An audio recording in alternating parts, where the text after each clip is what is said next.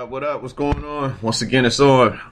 Welcome back to 2 Cents, where we talk about any and everything, give our 2 cents. Of course, I'm your host with the most, Romey-Mak. We ain't done a show in a long ass time, and I want to thank you guys for being patient with us. You know what I'm saying? Trying to get things together. You know, personally, me, I can speak on what's been going on in my life the past few months. I've been dealing very much so with a lot of mental health, and I know that ain't really big in like the black community, but my black ass is dealing with that. I'm depressed. I got anxiety high as fuck, and just trying to get my head together. There's a lot of things in my life that I thought would be in place and in a lot better position, but it isn't. But this is who we are. I am who I am, and hopefully my story maybe can help somebody else who can admit the fact that they don't really have it all together, and that they need to seek help for that. I know a lot of us in the black community feel like saying prayers is going to save everything, but there's also people that are placed in your life, such as that God has given the ability to help you fix these things out, such as mental health therapists, and just people that play professionals that deal with these things that can actually help you as well.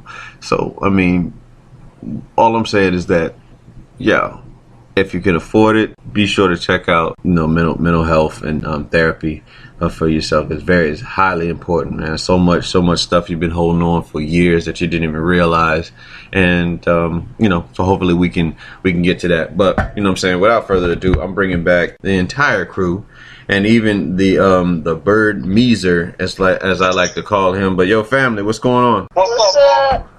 Yeah, the whole damn team in the building. Yeah, I was just letting the listeners know, doing like the intro, kind of like how Steve Harvey do his shit, just kind of like what's been going on with me the past few months, and not doing the show, and just like not having that drive that I once had, just from the stuff I was dealing with in my personal life, and that just gotta get back in the groove and try to do things that you love and that give you inspiration. So of course you guys give that inspiration of us doing the show together. So appreciate you guys for that. But Karumbe, what's happening? What up, man? Ain't shit. Sugar Booger, what's going on? Hey. And the HDs, what it bees. How you guys doing? Thanks for having me on the show. Yeah. So we're gonna go straight into like what's popping and pop right now. Joker's in theaters, and some of us on the show don't really care too much about that fucking Joker movie. I'll let the comic real deal get into it. Yeah, tell him, Jeff, why you ain't feeling that shit. Because man, it's the fucking nobody wants to hear about a Joker's like feel sympathy for him, like, oh, he's bullied and picked on, and the fucking Joker, he's a villain. No one wants to hear the backstory of somebody that murders people all the time. It ain't got nothing to do with Marvel, man. Like, DC, I can't deal with that. I can't watch it, man. I can't support that. Me personally, I still like this. I always like to see it. I can like separate. I don't consider it one of the. I don't consider it a DC movie. I just feel like it's just a movie called Joker, to be honest. And that's just me. I don't know if there's a Batman in it. I don't know if there's no Batman. That's what I'm saying. So and with that being said, I don't keep it like that. You know what I mean? I don't tie it into like the DC universe. If that makes sense. Joker, man, they just cashing in, man. Yeah, I give you that. Yeah, but it's. I don't want to feel sympathy for Joker. I'm not watching it. I think the whole movie. It's just some public announcement for Oh no, we go check. We gonna have to check it out. I don't know what happened with Jeff, but we're gonna. It's just some public announcements for mental health awareness and stuff. That's all it is. That's why a lot of those reviewers be giving it such high praise. Maybe so, but yeah. So you might be right. HDs. What you think about that Joker film, man? It look like something you might want to get into. I actually agree with both of you. I would watch it. I won't necessarily consider it a DC movie, so I would go on that angle, like, this is a movie about Joker specifically. Yeah. Let me go ahead and check it out. As far as the backstory, I'm okay with them rewriting their version of what caused Joker to become the Joker, as we all know him to be. They've rewritten all of these other movies' backstories. You got the Spider-Man young version of him. You got Spider-Man when he's a little bit older. You got Into the Spider-Verse. They're constantly revamping all these movies to get people to watch it. They're just trying to make money and cash in, like Right. Jeff said. But I think it might be okay. I might check it out because I'm a movie goer, so I don't know what I'll rate it just yet, but I'm definitely going to watch it. Yeah, in your mind, who is the best Joker thus far for you? For me, it'll have to be Keith Ledger. Yeah. Yeah. I think Heath Ledger did the best job. I believe he did the best job. But my favorite Joker will go without a doubt has to be Jack Nicholson. Jack Nicholson. See, I knew you were gonna say that. It's gotta be Keith Ledger or Jack Nicholson, but First off, why y'all change this nigga name to Keith? His name is Heath. What the fuck? Yeah, Heath. You know what I mean? I'm turning him black. Yeah. I'm turning him black. He's black now. We had the black Joker, Keith Ledger. That's why Keith Ledger. Keith Ledger. Without a doubt, man. He did that shit. But just, I guess, from nostalgia, just growing up, Jack, being born in '85, Jack Nicholson was the Joker. Was Joker for me. I'll tell you this: Jack Nicholson is closer to the cartoon Joker, and Keith Ledger's more of like comic book Joker. Yeah. If you watch the kids Batman animated series, Joker acts like Jack Nicholson acts like that character. It's that's actually of it. And that's crazy. Like comic book. What's crazy about the animated series is that voice was done by Luke Skywalker, Mark Hamill, and then and they got the name Arkham from the names in like the letters in his names. That's another thing. Like Mark Hamill, Arkham is in his name. If you look that up, that's one of them comic nerd things that check out. But Ed, what about you for Joker, best Joker, and then we'll move on to something else. Keith Ledger.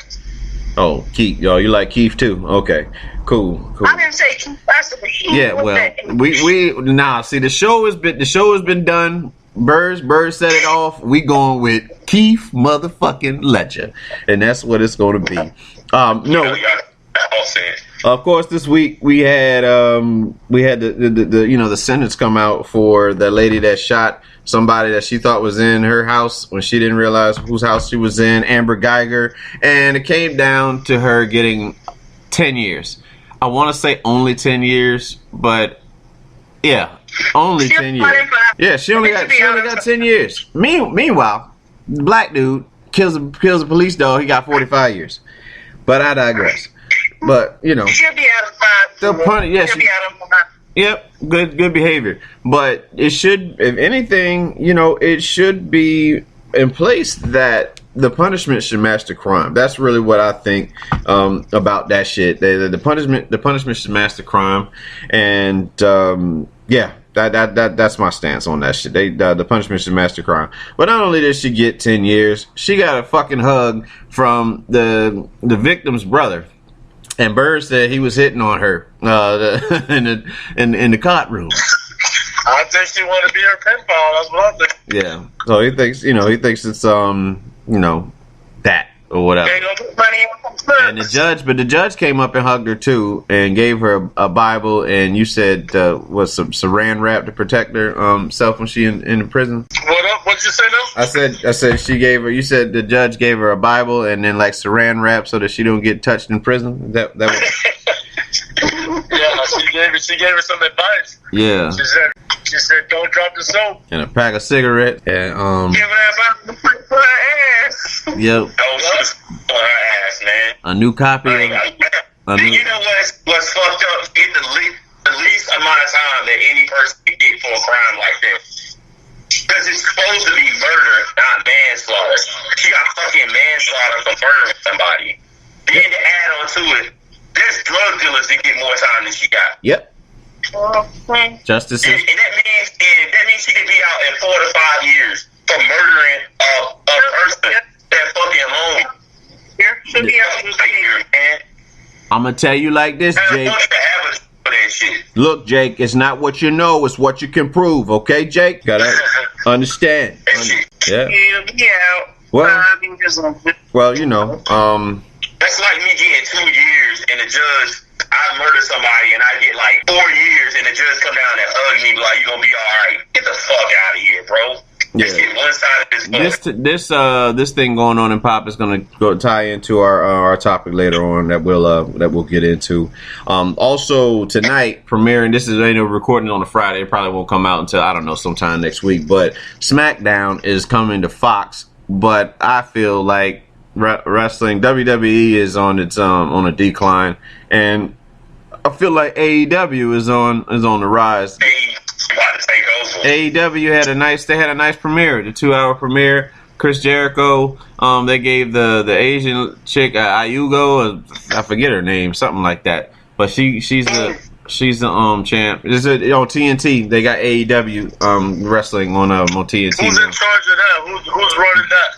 Dusty Rhodes' son. Dusty Rhodes' son. Cody Rhodes. Oh, okay. A man with the power of the man of the hour, Dusty Rhodes' son. Yeah. One of the fatties. I make you wake up and hate yourself. Yeah, man. Yeah, man. He yeah, they did really good though. From what I saw, and the crowd is into it. They like Neville. Matter of fact, he don't go by Neville anymore. He goes by Pac. Strangely, in AEW. He goes by what do you think go by? Pac. It goes by Pac. It's a PAC. Yeah, because he think he's a bad guy, man. He the chosen one, man. Yeah, but they did really well, man. You know, the guy that Cody fought against a young guy, and you know, Cody did all his moves, and the other guy, I forget his name, but you know, it was a good show, and I was watching that and the AL, bit like the baseball game as well, flipping back and forth. I haven't done that shit in a while. It almost made me think about growing up when I used to flip back between Nitro and Raw, but you know, those feelings that you get, because I don't really watch much TV, you know what I'm saying, like these days. There's like a lot of streaming shit. Everything is streaming, or you got like apps that for cable that you can just go search for whatever you want to see, and then that's it. But overall, you know, I think AEW, I'm a big supporter of that. I'm always going to be a supporter of WWE, but I'm glad that AEW did well so that WWE can get better. You know what I mean? Because like they've been stagnant for a very long time. Vince gets stuck in his ways, and you know, me and Jeff was speaking earlier. That's the one thing we can talk about on the strength of this. I don't feel like we need to. I don't think we need to interfere in people's marriages. You know what I'm saying? Like with storylines, because Bobby Lashley, one of the wrestlers, big black cat. He used to be in the army or whatever. Solid motherfucker, like, you know, the biggest shit. And then you got Rusev, who was like he's like a Russian character, and his wife Lana. And Lana's bad. That's a bad motherfucker right there. The Rock, they got in their marriage when The Rock said something about it like probably 2 years ago. Yeah. You remember that shit? I don't even. He was like that Lana, cool, because he actually messed with her in real life. And they made a story on it when Rock came back, and he said that shit to Rusev. Yeah, I just feel like that shit. He was getting ready to marry her too. That shit was like hilarious, but the thing is, you know, Bobby Lashley they actually had a segment where Bobby Lashley is making out, like not even just that you know, that old TV show making out, like this legit, you know, tongue, you know what I'm saying, mouth moving side to side, making out with Rusev's wife, man. I'm just like, why we have to put that in the storyline? Like, what is the what purpose does it serve?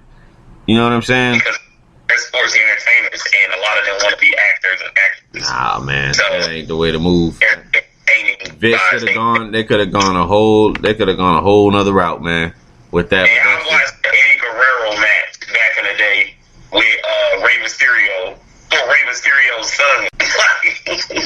Yeah. Like for the papers to his son. Yeah. And they still picking on Eddie Guerrero. I mean, not Eddie Guerrero, but still picking on Rey Mysterio to this day. Yeah, they're actually fighting his son is now involved in wrestling too. From what I've seen on like a couple clips that they show online, like through Facebook and shit, and through WWE posts, they have his son up there, which is wild, man.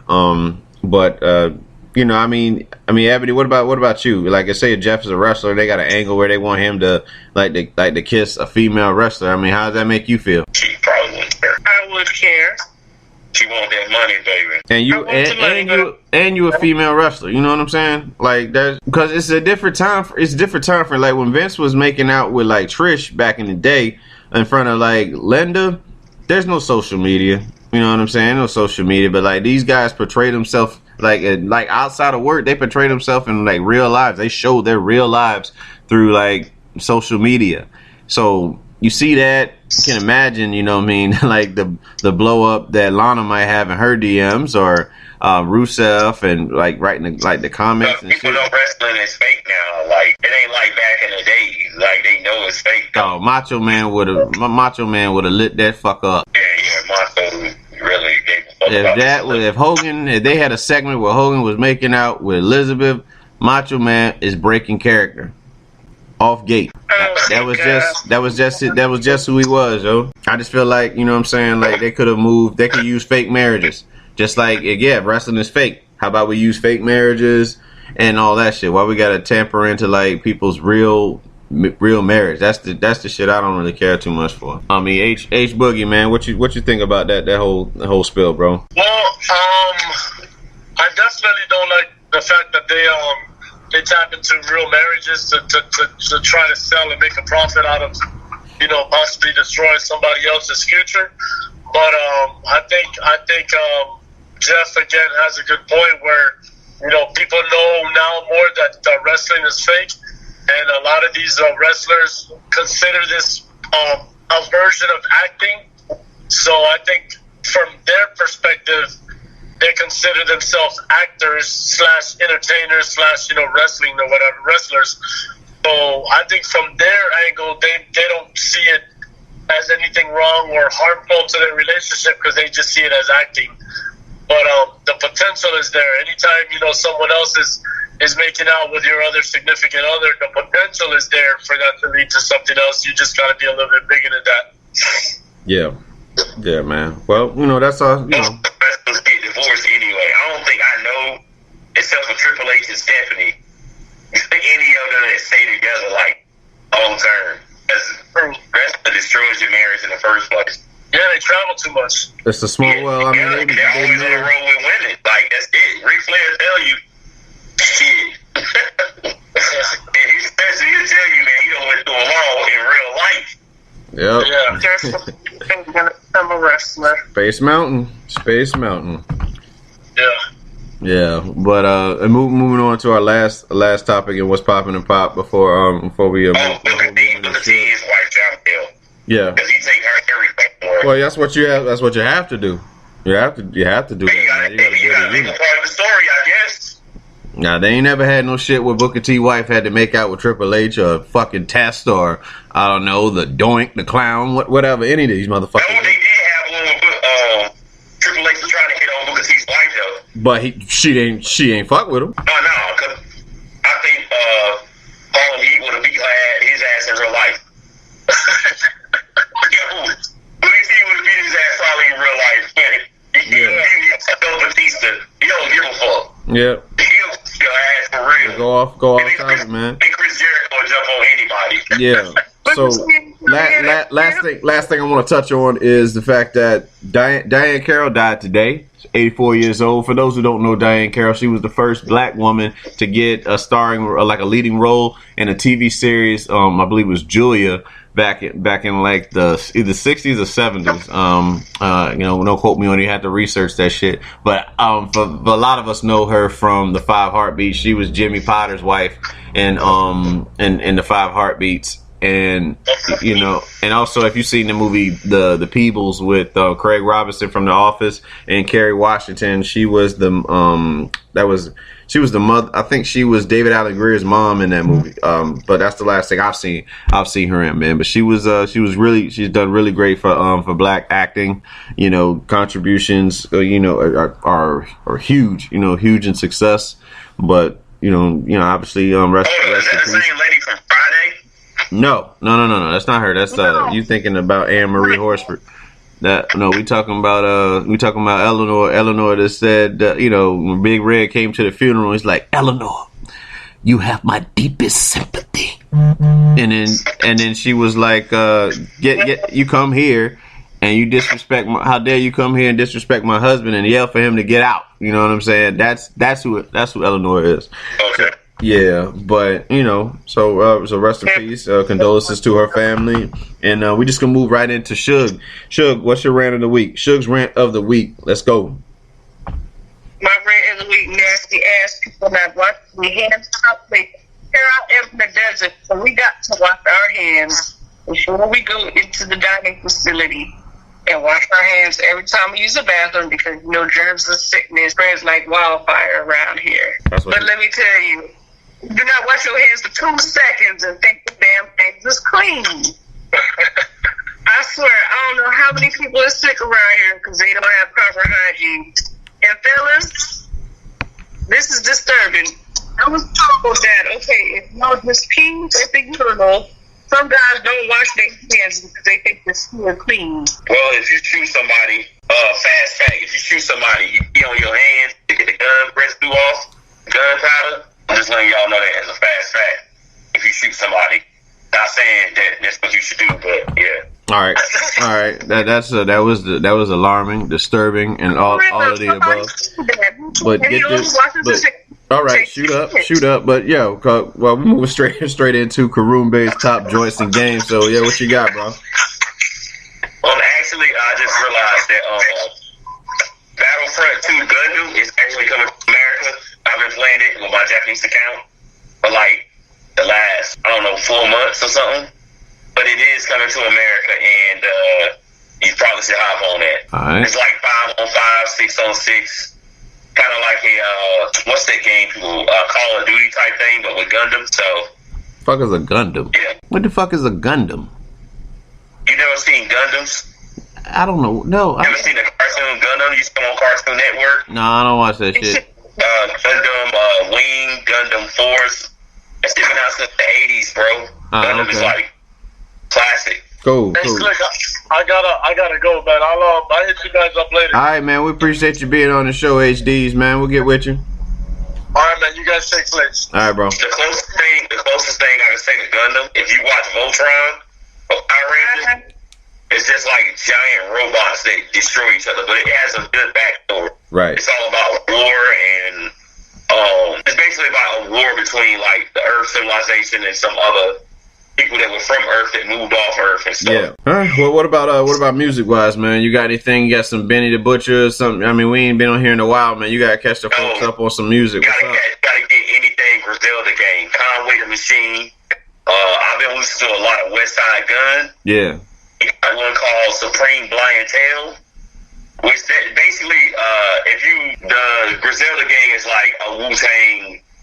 A small Wu-Tang. Like, that's basically what it is. Ghostface has given West Side Gun, he's like on his album, like a lot of his stuff, because a lot of people consider him like Ghostface, so. Mm-hmm. And the beats are all sounding like some old Wu-Tang shit. That's what makes it so good, man. So what about Supreme Blind Tail, Off the Ropes? Tell us a little bit about Wu-Tang and the American Saga. That's a good ass show.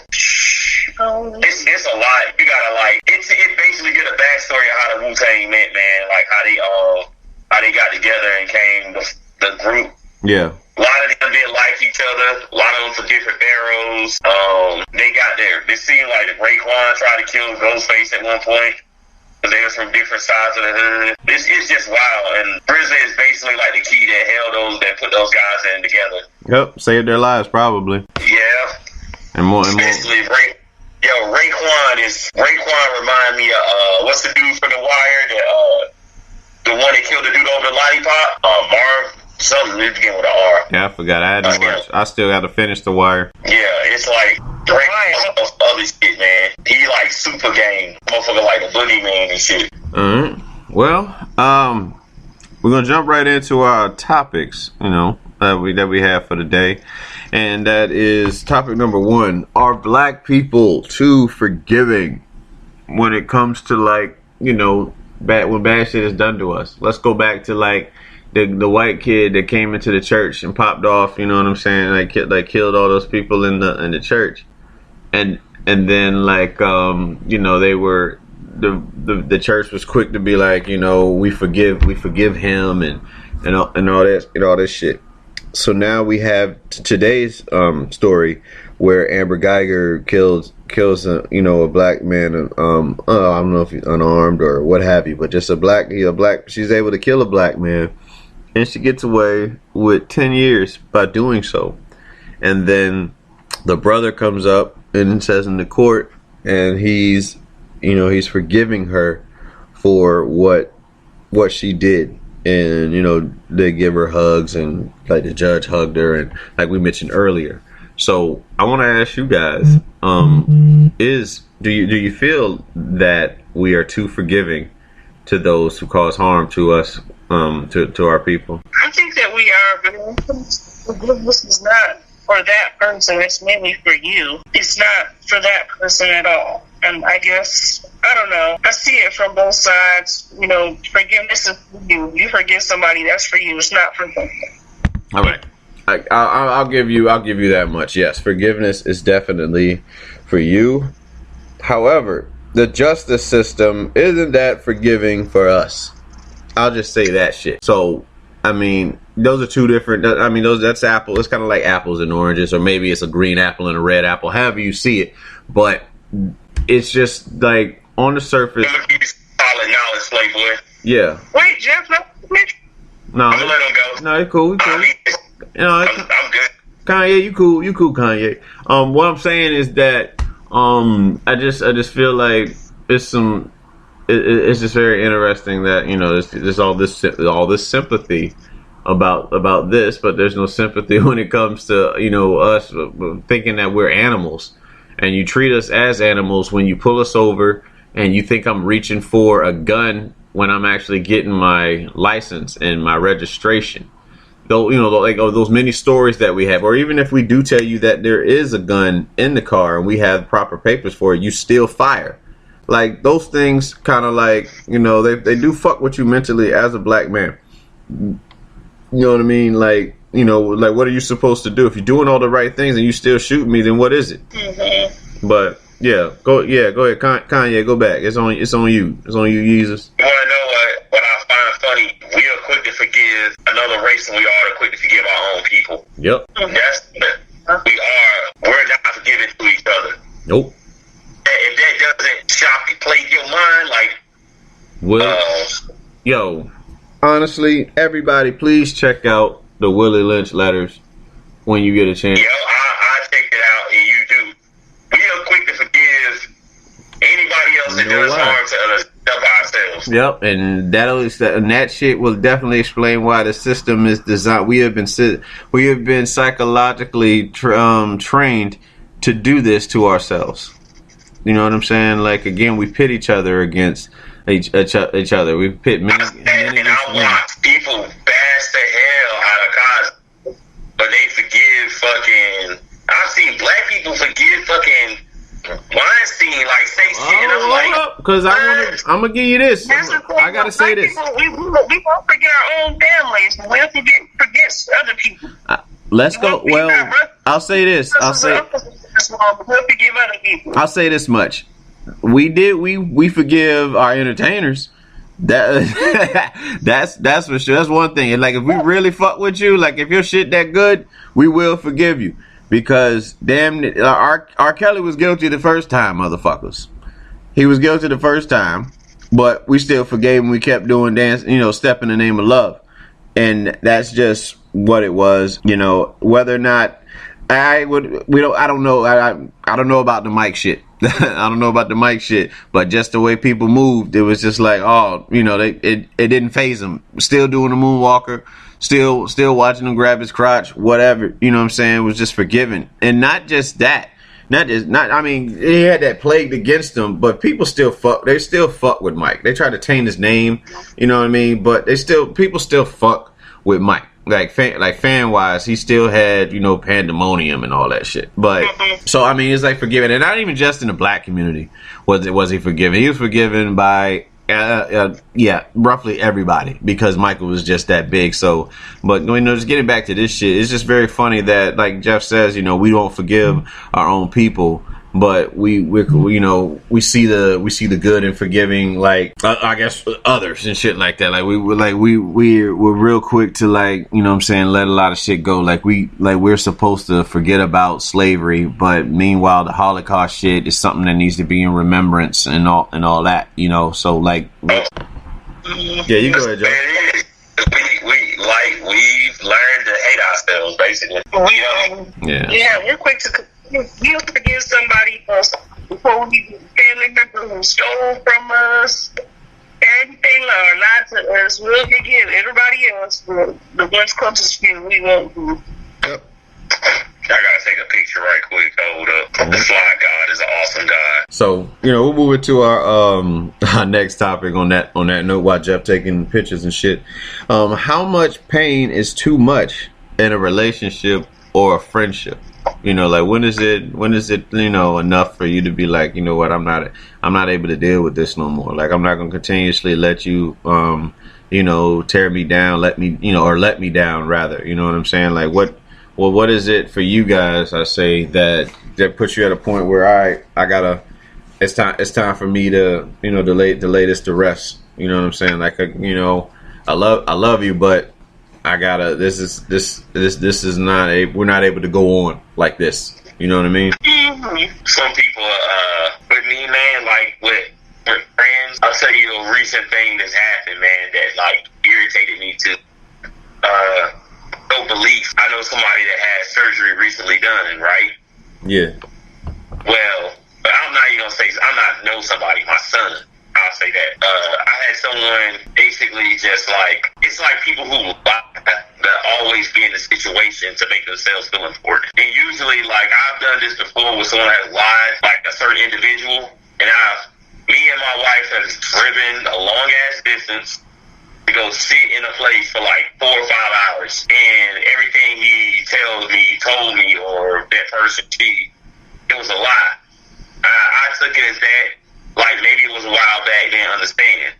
Some recent thing happens, and this person has the same like group of lies, but he's tying himself in to like the same like surgery or something my son had, and then he's trying to tell me like I might need to like not go to school and get out of school and look after him because of the surgery, even though the doctor has told me like everything he's saying right now is common misconceptions and lies.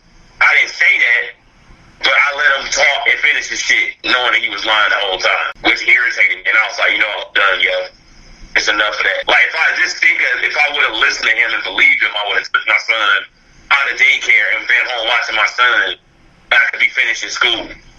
That's the end straw for me right there, man. You fuck with my time, that's good. If you fuck with, like, my son and shit like that, my fam, nah, bro, that's a wrap. I can't rock with you no more. Yeah. That shit's over.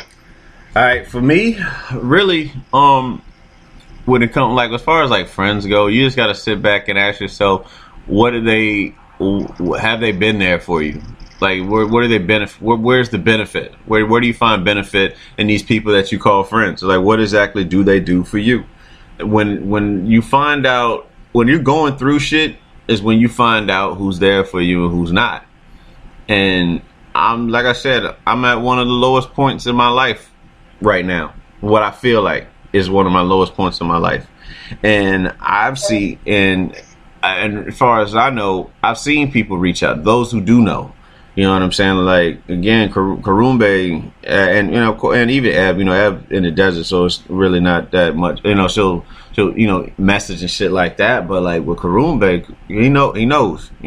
Every chance he get, you know, fresh out of school, like as soon as he get out of school, he hollering at me and just to say what's up, and because he gets it, you know what I mean? Like HDs, who was just on the show, I mean, that's my best friend from the jump, you know what I'm saying? From my military, you know, the beginning of my military career, me and this dude has been down, like he's been, you know, he's been there, you know what I'm saying? And none of these things are perfect. You know, we've been upset. A lot of us have been upset with each other, you know what I'm saying, whether playfully, like in debates, or just something that has happened in life. But, you know, when it comes down to it, we got it, you know what I'm saying, we got each other's back. And it's just like, you know, like for those who come around you when they need something, and those who come around when they know that you need, when you're in need, I think that's like the biggest difference from like for me, and even with family members, you know what I'm saying? Like family members, like especially the black community, man, we don't know how to come together. We try too hard to be too fucking tough that we just want to sit and just let each other suffer, and because it's like, oh no, like, you know, he's a big boy, but we need each other. You know what I'm saying? We have to come together, like in these times. Everybody's not always going to be up, and everybody's not going to always be down. But when they are down, we need to be there for each other. And it sucks that, you know, a lot of people turn a blind eye to that shit, especially when you were there for them, and that shit. And you would be there, and if something came up, you would be there. Like at a moment's notice, anything you needed, that you would be there for them. But they, you know, it's not reciprocated. And I, you know, like I've been speaking since the beginning of the year about matching energy. I mean that shit, man. And it's like it's hard to look away from it. You know what I'm saying? The fact that if somebody wouldn't do the same thing for you, you gotta be within, you know, like in like company. You know what I'm saying? A lot of us haven't seen that type of love before, so they don't tend to do it. Like, again, I can say that I wasn't the individual I was when I came, you know, when I met, you know what I'm saying, when I met HDs, you know, he influenced me because I came from an area where everybody had to be tough and shit like that. You know what I mean? Like, again, meeting Jeff, you know what I mean? Like with us, like I saw the type of love that Karumbe would give to me, man, was like something. It was like, again, like brother love. It didn't matter what it was. You know what I'm saying? It didn't. Money was never an issue. You know what I'm saying? If he wanted to get something, no matter how much it costs, he'd do that shit. That's just the type of person he is. You know what I mean? Like something going on with you, he's there for you. Same, you know what I'm saying, with Sugar Booger. That's just like the family dynamic that we've created. Now, as far as like relationships go, it varies. I don't know. It's hard. It's hard because you don't want to experience something funny because ex-monk Jay Shetty speaks about how, like, it's funny that when we go through pain, we always worry about the same shit happening again, and it usually doesn't. You know what I'm saying? Like the chances of you going through the very same like experience is like it doesn't happen. But when you effort is everything. You don't have to be perfect. You don't have to be the best whatever. All you got to do is show effort, and like, again, just showing that you don't want to be that, you don't want to be that person anymore. You know what I'm saying? Or just look what was done to you, and again, match energy. And I think a lot of times, like, if the pain is so deep or whatever, and then you don't really see like that. I would say match effort. It plays with your head, and you got to decide if that's how you want to live. If you're willing to accept that, and if you're not able to accept that, then that's something that's a decision you'll have to make in order to move on with that. As far as relationships go, but I mean just relationships and friendships in general, everything boils down to effort. But like dealing with but pain, pain is a motherfucker. Pain will have you obviously, that's where trust gets shattered. Trust is something that is hard to what is it? It's hard to gain back. Maybe it's easier to what they say, it's easier to gain trust than it is to lose it, or some whatever. I'm fucking it up. Gain it. Yeah, whatever it is. Yeah, it's easier to lose trust than it is to to gain it. Yeah, that's what I meant to say. Shit. Yeah, so Jeff, I told you, Karumbe always got my back. Babalu and fucking McGilly, all the time. But and you just have to. You got to look at things and decide, like, are you willing to go on? Could you do it? Can you do it? I mean, it really is. It really depends on the person within you. Now, I'm going to pass the torch to Suge, so you can say your spill on that. I'm sure you got some testimonies and things about pain, whether it's relationships or friendships. So it's on you.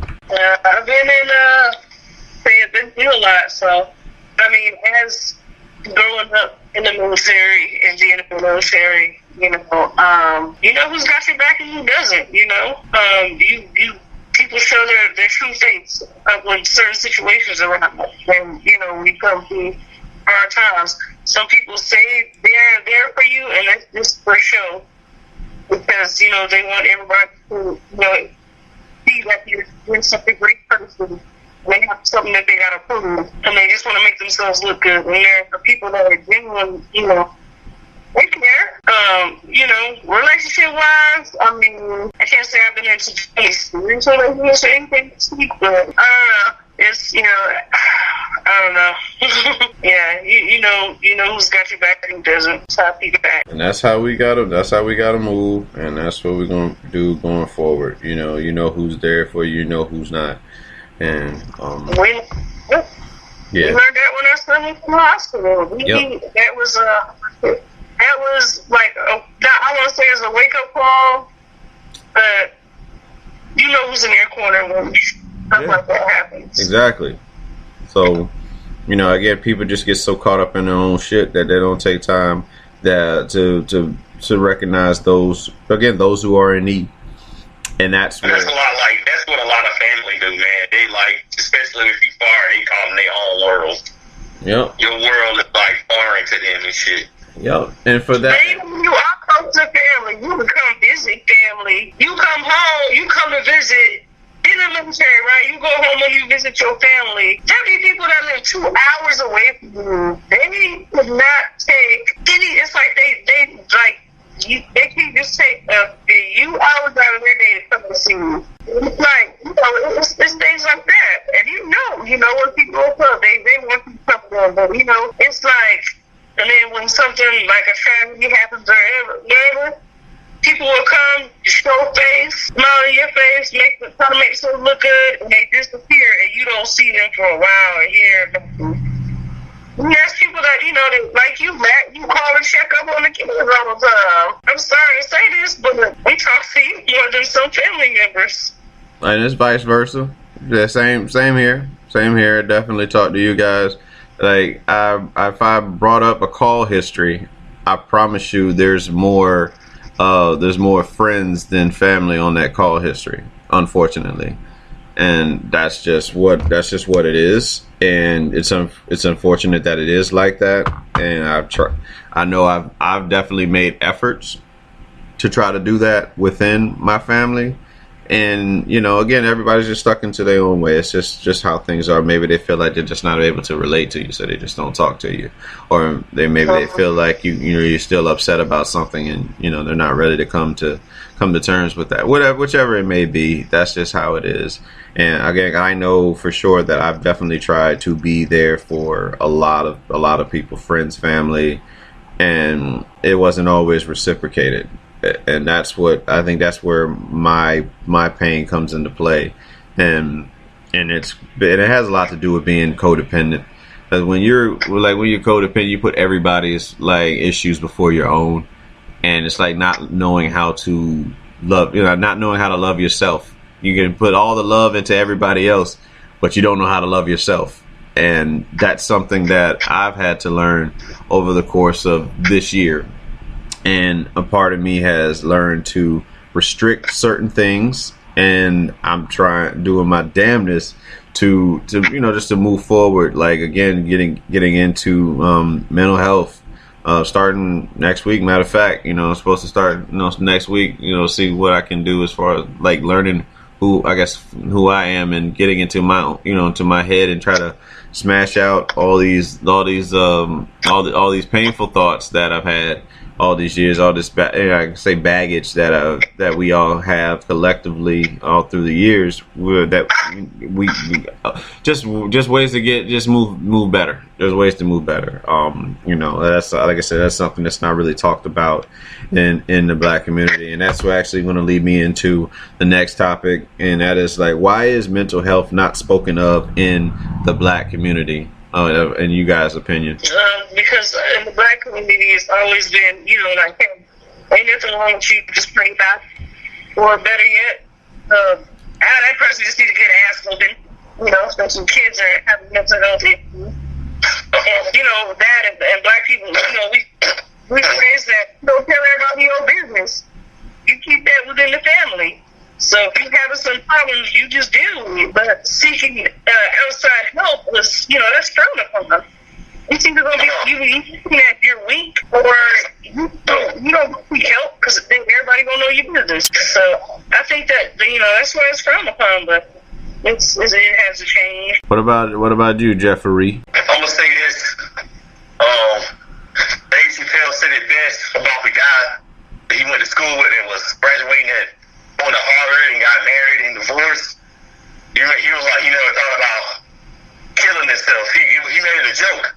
But like what it used to be, it's more of a time frame thing. And you have those families that, like, back in the past, your neighbors knew your business.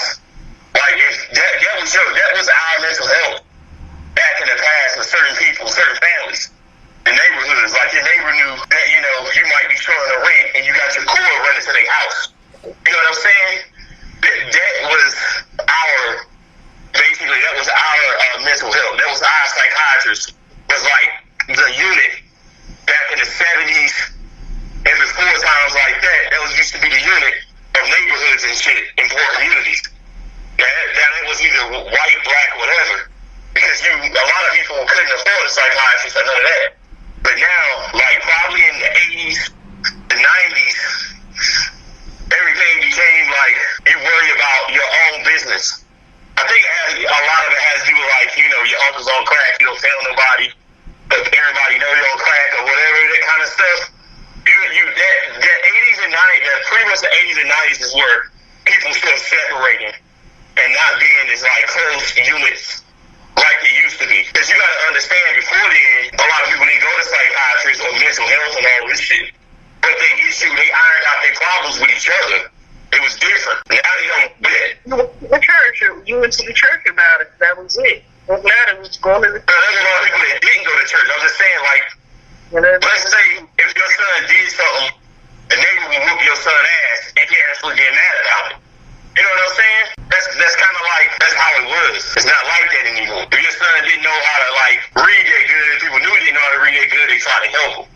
Now motherfuckers try to shy away from that and try to worry about their own. And it's crazy. It's harder now because of social media. Even back then, when people had, like, it could have been, like, some type of learning disability or anything, some people was in denial about this shit, But it's the same with the mental health. Like, we have things now, like, say, for kids that are autistic or, or adults who are like that, and all these other disabilities that now, I won't say disabilities, but, like autistic and all that type of stuff.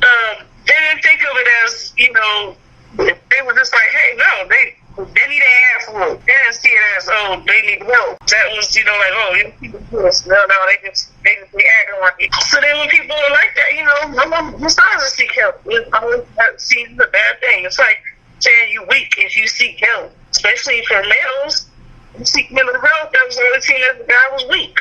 And that's fine. That's good. People see us as strong women.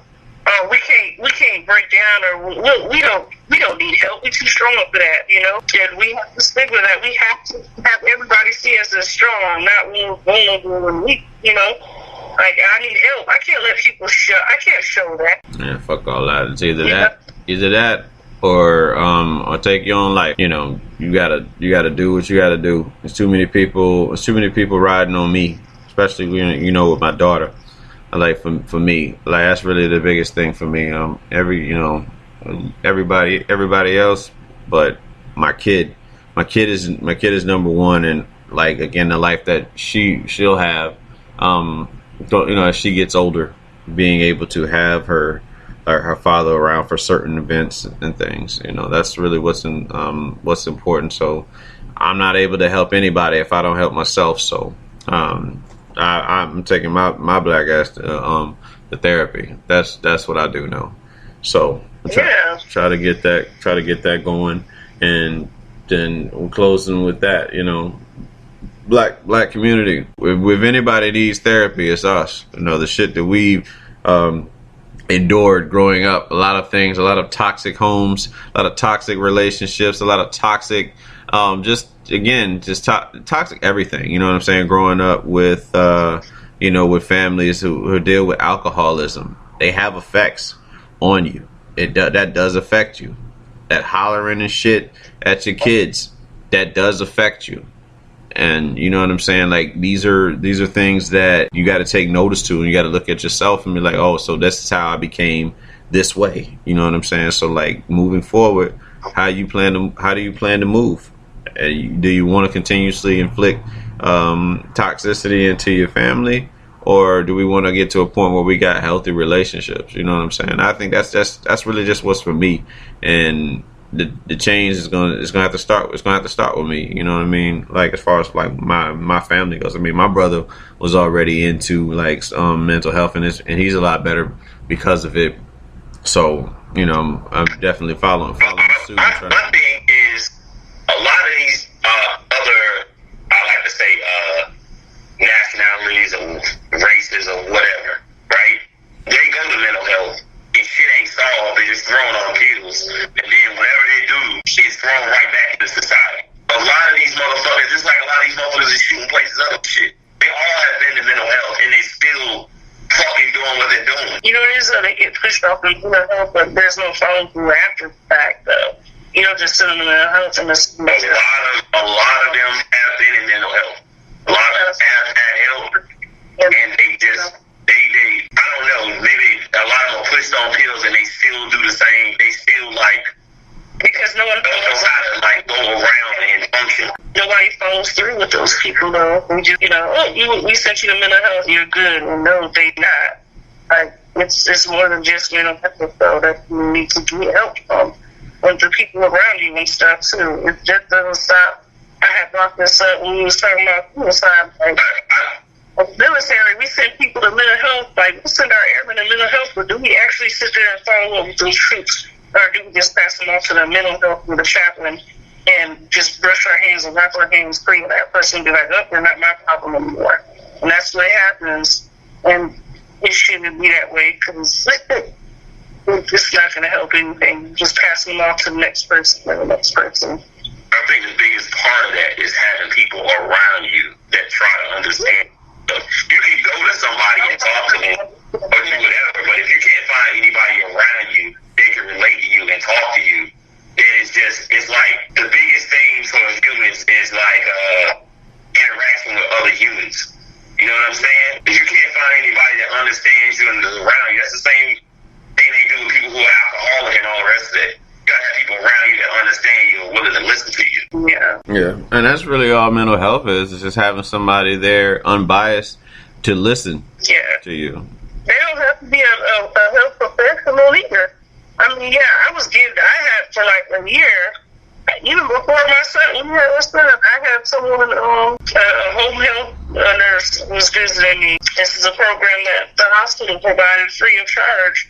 That, it was for, that they would come to your home, and it wasn't just for, the baby, it was for you, like, they check up on you for your mental health and stuff, and they follow up with you. They just don't assume that everything is good, and, you cut off your ties and you're done. I still talk to her now, and I'm done with the program. I did it for like a year, maybe a year and a half, and, I mean, it was a little over a year, and she still follows up with me.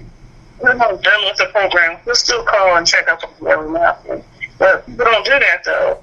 They don't call and check up to see how people are. So, they see that somebody's having an issue, they're just like, man, they treat them funny or don't have nothing to do with them. But, they just pass them on to the next. They don't care. You see your friends having problems, people have to, like, stop talking to them after a while. Or they have nothing to do with them because they say they're acting funny or whatever. Not realizing that person's actually having, need help. Once, everybody's stuck in their own world, and you're selfish, and you learn. Like, when the heat is on, you learn. Oh, you know what I'm saying? Like, who's there for you, who isn't. Man, a lot of that, like, it's all about the kind of interaction you get. Because if you look at the stuff today, man, there's people, how crazy it is for people who have mental health issues that run into other people who have mental health issues online. And they get together and be like, hey, why don't we just shoot this other place? But they like run into other people right then. But they understand them, but